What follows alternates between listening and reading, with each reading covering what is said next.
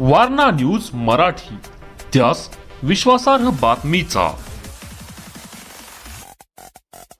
वन्नूर तालुका कागल आरेवाडी येथील श्री काशीलिंग बिरदेवाची प्रतिकृती उभारून वन्नूर गावात भव्य व दिव्य मंदिराचे बांधकाम पूर्ण करण्यात आले। या मंदिराची वास्तुशांती, मूर्ती प्राण प्रतिष्ठा व कलशारोहण सोहळा अत्यंत भक्तिमय वातावरणात मोठ्या उत्साहात पार पडला। 2 दिवस चाललेल्या या धार्मिक सोहळ्याला ग्रामस्थ व भाविकांचा उत्स्फूर्त प्रतिसाद लाभला। फाल्गुन कृष्ण 11 रविवार दिनांक 15 मार्च रोजी सायंकाळी 5 वाजता कलश व मूर्तीची भव्य मिरवणूक काढण्यात आली। गजनृत्य व धनगरी वाद्यांच्या गजरात निघालेल्या या मिरवणुकीमुळे संपूर्ण गावात भक्तिमय वातावरण निर्माण झाले होते। दुसऱ्या दिवशी फाल्गुन कृष्ण 12 सोमवार दिनांक 16 मार्च रोजी सकाळी 9:45 ते 10:45 या शुभ मुहूर्तावर वेदमंत्रोच्चारात श्री काशीलिंग बिरदेव मूर्तीची प्राणप्रतिष्ठा करण्यात आली। त्यानंतर मंदिराच्या शिखरावर कलशारोहण सोहळा संपन्न झाला।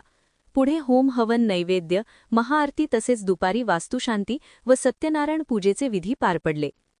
या प्रसंगी परमाधिकार परमात्मराज महाराज हार्दाथन, श्री दत्त देवस्थान मठ, श्री क्षेत्र आडी, तालुका निपाणी, जिल्हा बेळगावी यांचे आशीर्वाद लाभले।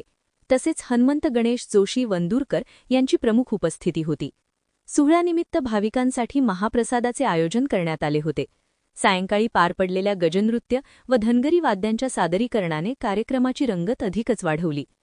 वन्नूर गावातील मराठी शाळेसमोर गणपती मंदिराच्या मागील परिसरात उभारण्यात आलेल्या या मंदिरासाठी लोकवर्गणीतून निधी उभारण्यात आला।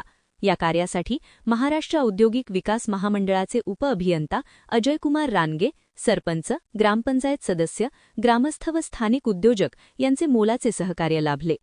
या पवित्र सोहळ्यामुळे परिसरात भक्ती, श्रद्धा आणि सकारात्मकतेचे वातावरण निर्माण झाले असून श्री काशीलिंग बिरदेवाच्या कृपेने गावाच्या प्रगतीस नवे बळ मिळेल असा विश्वास ग्रामस्थांनी व्यक्त केला।